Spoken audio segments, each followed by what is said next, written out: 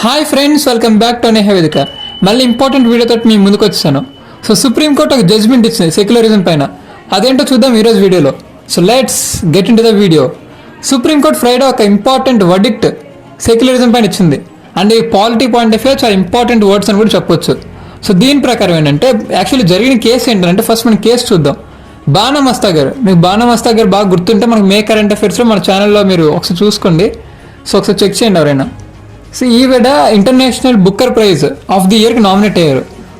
దేనికి అని చూసినప్పుడు ఇంగ్లీష్లో మంచి మంచి స్టోరీస్ రాశారు. ఉమెన్కి సంబంధించి మహిళల్ని చైతన్యపరుస్తూ కొన్ని మంచి స్టోరీస్ రాశారు. సో దానికి ఈమెను నామినేట్ చేశారు.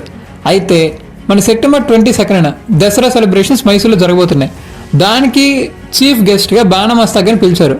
అయితే ఇక్కడ దీనికి సంబంధం ఏంటంటే according to article 25 essential religious practice అని ఒకటి ఉంటుంది ఇండియన్ కాన్స్టిట్యూషన్లో.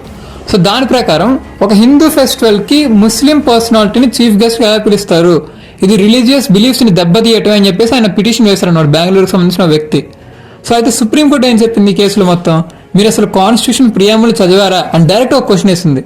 అండ్ దీంతో పాటు ఇది ఆర్టికల్ 14లో భాగంగా గవర్నమెంట్ చేసింది, అంటే all are equal before law అన్న కాన్సెప్ట్ని అప్లై చేసింది అని చెప్పేసి వాళ్ళు చెప్పారు.